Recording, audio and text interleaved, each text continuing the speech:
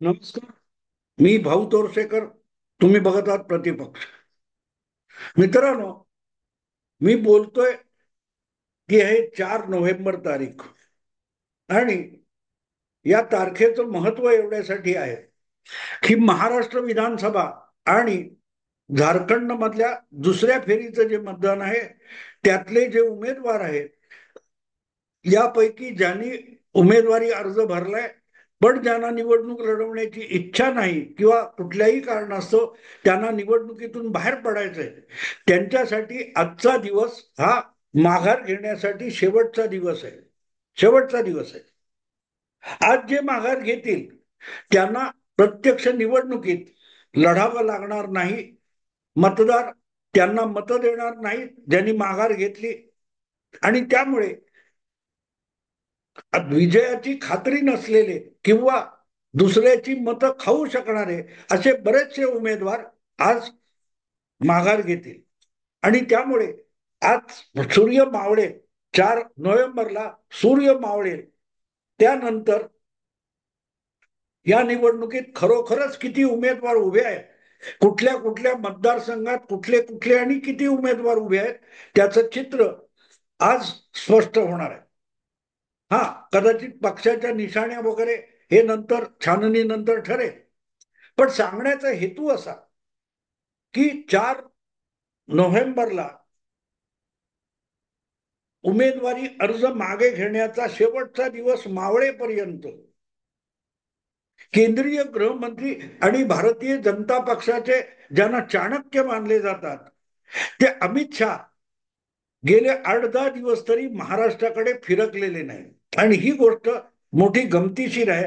मला तर ती सगळ्यात महत्वाची बातमी वाटते की ज्या महाराष्ट्रामध्ये 288 जागांच्या वाटपामध्ये महायुतीतला अंतिम शब्द जो कोणाचा होता तर तो अमित शहाचा होता असं मानलं जातं.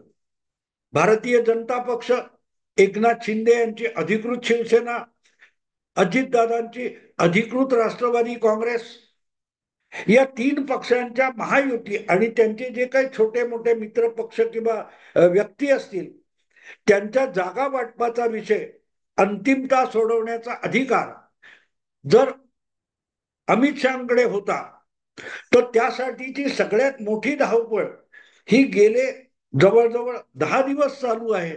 आणि या कालखंडामध्ये एकदाही अमित शहा महायुतीचे सर्वोच्च नेते जागा वाटपाच्या बाबतीत जर महाराष्ट्रात फिरकले नसतील आणि ही सगळी गोष्ट ही एकट्या देवेंद्र फडणवीसांकडे महाराष्ट्राच्या नेतृत्वाकडे सोपवली असेल, तर मग असं का, हा प्रश्न विचारला गेला पाहिजे. असा प्रश्न विचारला गेला पाहिजे. कारण एक गोष्ट साफ आहे, तुम्हाला आठवत असेल अमित शहाच्या अलीकडच्या एका वाक्याचा फार गवगवा झाला, बातम्या झाल्या, त्यावर चर्चा पण झाली, उलट सुलट त्यावर आरोप प्रत्यारोप पण झाले.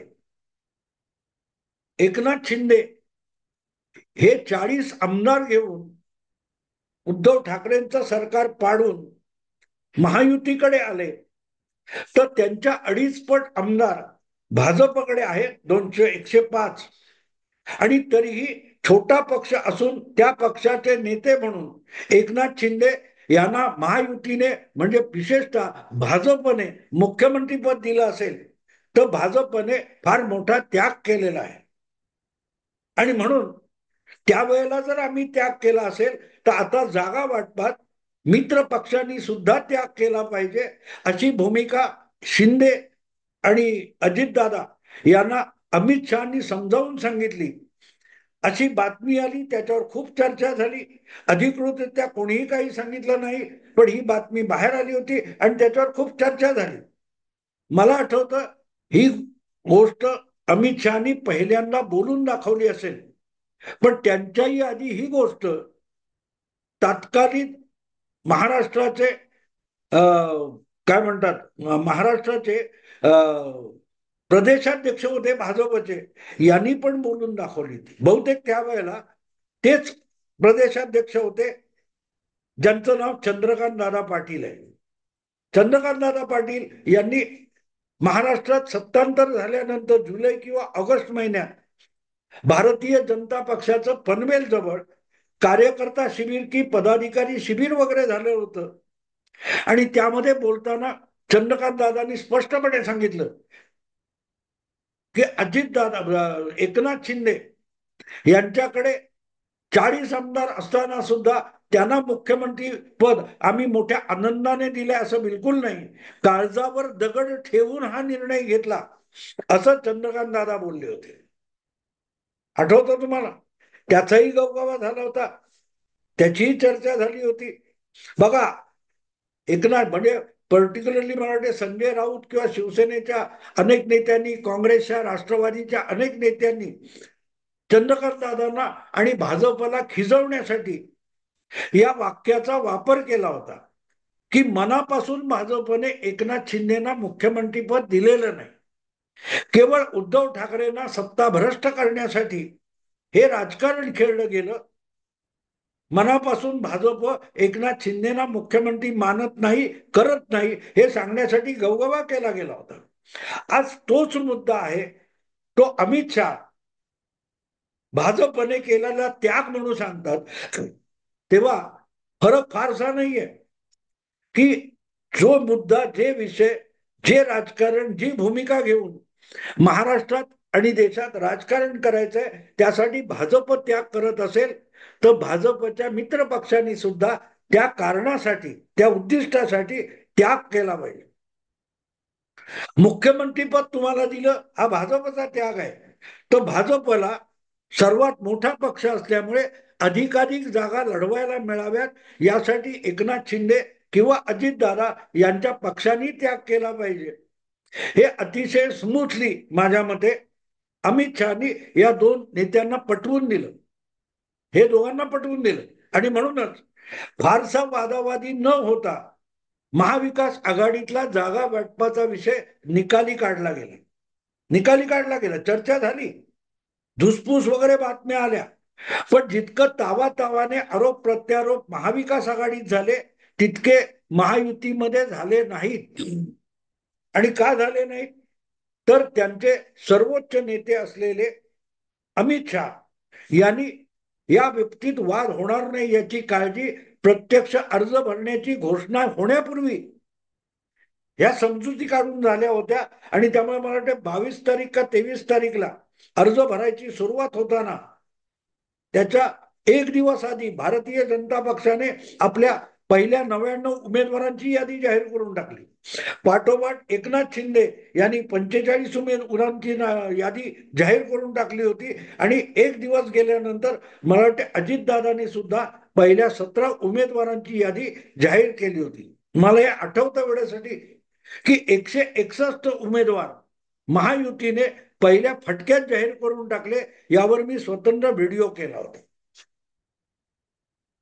की ज्या जागा जिंकणं आवाक्यातले आहे आणि सोपं आहे तिथे उगाच वादावादीत पडायचं नाही, त्या क्लिअर करून टाकायच्या आणि उरलेल्या जागांसाठी जी काय थोडीफार देवाणघेवाण करता येईल यासाठी थोडा वेळ गेला चालेल, पण ज्या जागा सहज शक्य आहेत त्या अडचणीत येऊ नये म्हणून जागा वाटप हे अतिशय स्मूथली, सुरळीत व्हावं यासाठी प्रयत्न करणारा चाणक्य कोण होता तर तो अमित शहा होते. याबद्दल कोणाच्याही मनात शंका असायचं कारण नाही.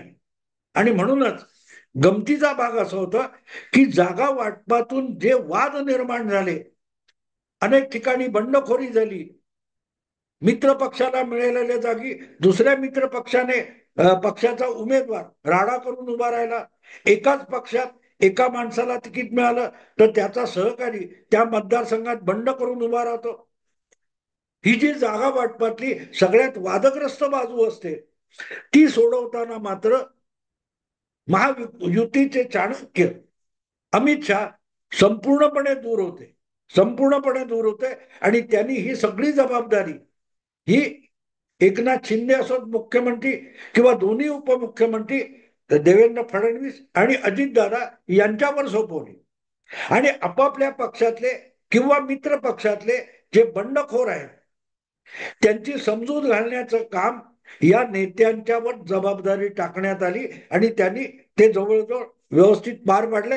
काही ठिकाणी अपवाद असतात, काही ठिकाणी तुम्ही कितीही प्रयत्न केले तरी बंडखोर मागे येणार नाहीत.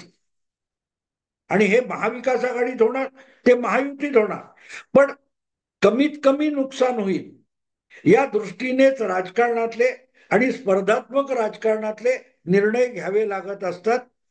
आणि ते निर्णय आपल्या आपल्या पातळीवर, आपल्या आपल्या राज्यात स्थानिक नेत्यांना घेता आले पाहिजेत.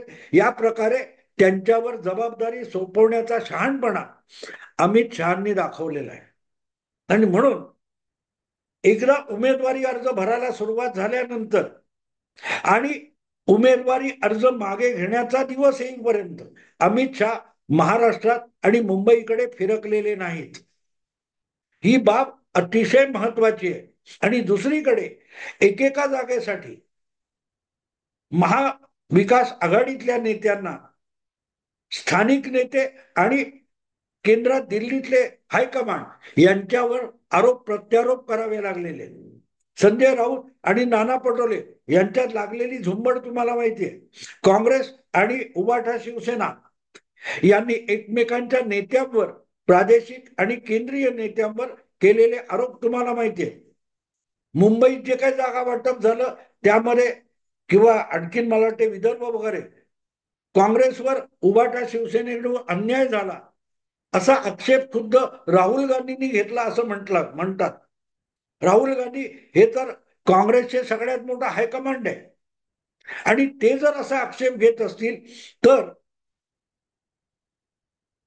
जागा वाटपामध्ये काय घोळ झालाय हे तुमच्या लक्षात येऊ शकेल. शिवसेनेत, उबाठा शिवसेनेत गंमत बघा. ज्या संभाजीनगर मध्य किंवा औरंगाबाद मध्य नावाचा जो मतदारसंघ आहे, त्या मतदारसंघामध्ये तनवाणी यांना उबाठा शिवसेनेतर्फे उमेदवारी देण्यात आली होती आणि शिंदे शिवसेनेतर्फे विद्यमान आमदार जे आहेत प्रदीप जायस्वाल यांना उमेदवारी देण्यात आली. आणि या दोघांचं भांडण हे संभाजीनगरमध्ये प्रसिद्ध आहे. शिवसेनेच्या अंतर्गत, महायुतीच्या अंतर्गत, हिंदुत्ववादी चळवळीच्या अंतर्गत तनवाणी आणि जायस्वाल यांच्यातलं भांडण प्रसिद्ध आहे. पण तरीही या निवडणुकीत तनवाणी यांनी आपल्याला तिकीट मिळालं असताना सुद्धा हिंदुत्ववादी मतामध्ये विभागणी होऊन त्याचा फायदा ओआयसी सारख्या पक्षाला किंवा विरोधी पक्षांना मिळू नये म्हणून आपली दिलेली उमेदवारी ऐन वेळेला माघार घेतली. आणि माघार दगाबाजीने नाही घेतलेली. उमेदवारी अर्ज भरायला एक दिवस शिल्लक असताना उबाठा शिवसेनेला पर्यायी उमेदवार देता यावा अशाच पद्धतीत तनवाणी यांनी माघार घेतलेली आहे. कौतुक करायला पाहिजे अशा माणसाचं की आपल्या पक्षाशी दगाबाजी केली नाही. आणि त्याच वेळेला आपण ज्या विचारांनी, ज्या भूमिकेने शिवसेनेमध्ये किंवा हिंदुत्ववादी राजकारणात आहोत त्या विचार आणि भूमिकेची सुद्धा दगाबाजी होता कामा नये याची काळजी तनवाणीने घेतली. ते ज्यांना उद्धव ठाकरेंना आपला नेता मानतात त्या नेत्याने तनवाणीकडून काहीतरी शिकण्यासारखं आहे. आपल्याला मुख्यमंत्री पद पाहिजे म्हणून हिंदुत्वाच्या भूमिकेला सुरुंग लावत उद्धव ठाकरे यांनी सरळ सरळ काँग्रेस आणि राष्ट्रवादीची हातमिळवणी केली होती. या तुलनेत तनवाणी हे बाळासाहेबांचे अधिक चांगले वारस ठरतात. असो, मुद्दा इतकाच की उमेदवारी अर्ज भरणं आणि मागे घेणं हे निवडणुकीतलं जे काही राजकारण चालतं, व्यूहरचना चालते त्यामधला एक महत्वाचा टप्पा असतो. आणि तो टप्पा चालू असताना महायुतीचे चाणक्य अमित शहा जर महाराष्ट्रात किंवा मुंबईकडे फिरकलेले नसतील तर त्यांनी या निवडणुकीची तयारी लोकसभेच्या निकालानंतर तातडीने कशी हाती घेतली असेल हे तुमच्या लक्षात येऊ शकेल. आणि भारतीय जनता पक्ष प्रामुख्याने अमित शहाच्या संघटनेखाली आला किंवा अमित शहानी भाजपचं संघटन क्षेत्र 2014 नंतर हाती घेतलं तेव्हापासून निवडणुका हा कायमस्वरूपी आपला कार्यक्रम आहे हे त्यांनी भाजपच्या ध्यानी मनी मुरवलं होतं. कदाचित ते गृहमंत्री झाले आणि त्यामुळे त्यांची पकड पक्षावरची कमी झाली असावी आणि त्यामुळेच गेल्या लोकसभा निवडणुकीत भाजपला दणका बसला. पण आता सुद्धा आपण कुठे कमी पडतोय याचा अभ्यास करण्याची जी प्रवृत्ती अमित शहाकडे आहे, त्यामुळेच महाराष्ट्राची विधानसभा निवडणूक आली असताना आणि त्याच्या आधी जम्मू काश्मीर हरियाणाची विधानसभा निवडणूक असताना विशेष लक्ष देण्याचं काम अमित शहा करत होते. आणि म्हणूनच महाराष्ट्रात अर्ज भरायची सुरुवात होणं, जागा वाटपाचा वाद सुरू होणं, त्याच्या आधीपासून अमित शहा, अगदी तुम्हाला आठवत असेल तर हरियाणाचं मतदान सुद्धा झालं नव्हतं अशा वेळेला, गणपतीच्या वेळेला आणि नवरात्रीच्या वेळेला अमित शहा वारंवार मुंबई महाराष्ट्रात येऊन जात होते, झारखंडमध्ये सुद्धा जात होते. मी त्याच्यावर एक स्वतंत्र व्हिडिओ केलेला आहे. हरियाणाची निवडणूक रंगात आली असताना अमित शहानी अधिकाधिक वेळ महाराष्ट्रात आणि झारखंडमध्ये घालवला, कारण प्रत्यक्ष निवडणूक लढाई ही नंतर होणार आहे. पण त्याआधी तिथली रणनीती आणि व्यूहरचना पक्की केलेली असेल तर पुढे निवडणूक सोपी जाते. कुठे आक्रमकता दाखवायची, कुठे माघार घ्यायची, कुठे वेळ आली तर अंग चोरायचं आणि कुठे आपण अगदी ढोल ताशे वाजवत पुढे जायचं, याला रणनीती म्हणतात. निवडणुकीत अनेकदा, अगदी लढाईत सुद्धा अनेकदा एखादा सैन्य जाणीवपूर्वक माघार घेत. दुसऱ्या महायुद्धातली सगळ्यात मोठी, मला वाटतं स्टॅलिनचं ते शब्द आहे, I have two more generals, general January and general February. त्या हिवाळा तोंडावर असताना हिटलरने सोव्हिएत युनियनवर आक्रमण केलं, तेव्हा स्टॅलिनने सोव्हिएट युनियन रशियामधलं आपली सेना माघार घेत घेत मागे नेली. लेनिनग्राड, स्टालिनग्राड अशी शहरं मोकळी केली आणि जर्मन सेनेला आत आत आत घुसू दिलं. कारण एकदा आत गेले ते आणखीन उत्तरेकडे गेले, बर्फाळ एरियात गेले की हिवाळा वाढत जाईल, तेव्हा मागून रसद तोडली की जे जर्मन सैनिक पुढे पुढे उत्तरेकडे गेले असतील ते नुसत्या गारठ्याने आणि थंडीनेच मरून जातील, त्यांना गोळ्या घालायची सुद्धा गरज राहणार नाही, ही व्यूहरचना होती. त्यामुळे माघार हा सुद्धा एक कधी कधी व्यूहरचनेचा एक भाग असतो. आणि मला असं वाटतं की हरियाणा आणि जम्मू काश्मीरच्या निवडणुका ऐन रंगात आल्या असताना अमित शहा हे महाराष्ट्रात आणि झारखंडमध्ये अधिक लक्ष घालत होते, कारण तिथेच त्यांची सगळी व्यूहरचना चालू होती. त्यामध्ये जागा वाटपासकट कुठच्या पक्षाला किती जागा मिळतील आणि नुसत्या कुणाला किती जागा एवढंच नाही, तर जिथे जागांचा पक्षांकडून हट्ट असेल तिथे एका पक्षाकडून दुसऱ्या पक्षाच्या नेत्याला उमेदवारी द्यायची. जसं आपण बघितलं की मुंबादेवीची भाजपची जागा ही एकनाथ शिंदेना देण्यात आली आणि तिथे उमेदवार मात्र भाजपच्याच शायना एनसी यांना करण्यात आलेलं आहे. अशा अनेक जागा आहेत की जिथे, आणि असं साधारण म्हटलं जातं की 148 जागा भाजप अधिकृतपणे कमळ चिन्हावर लढवतोय, पण जवळजवळ 20-22 जागा भारतीय जनता पक्षाचे उमेदवार मित्र पक्षांच्या चिन्हावर लढवत आहेत. म्हणजे 170च्या आसपास, जवळजवळ 170च्या आसपास जागा भारतीय जनता पक्षाचे उमेदवार आहेत. काही कमळ चिन्हावर आहेत, काही घड्याळ चिन्हावर आहेत, काही धनुष्यबाण चिन्हावर आहेत.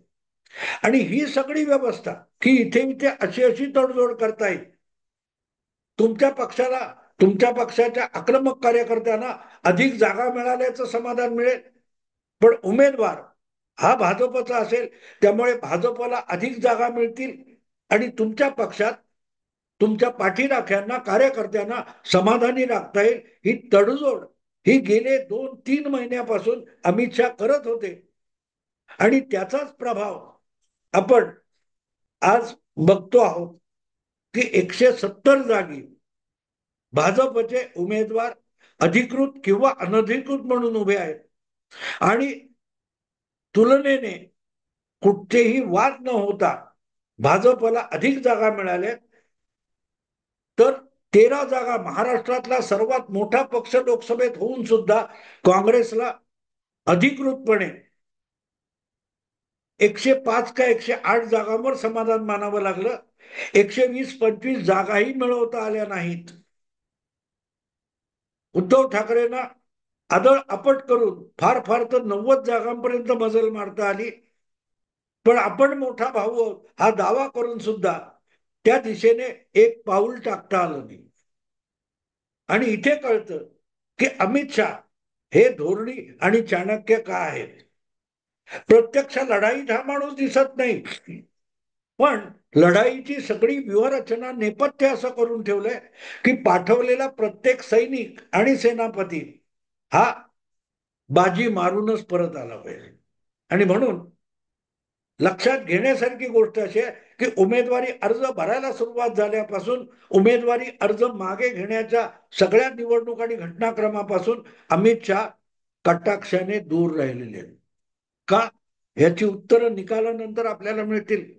मी आता इथेच थांबतो. आवडलं लाईक करा, शेअर करा आणि प्रतिपक्षाला सबस्क्राईब करा. नमस्कार.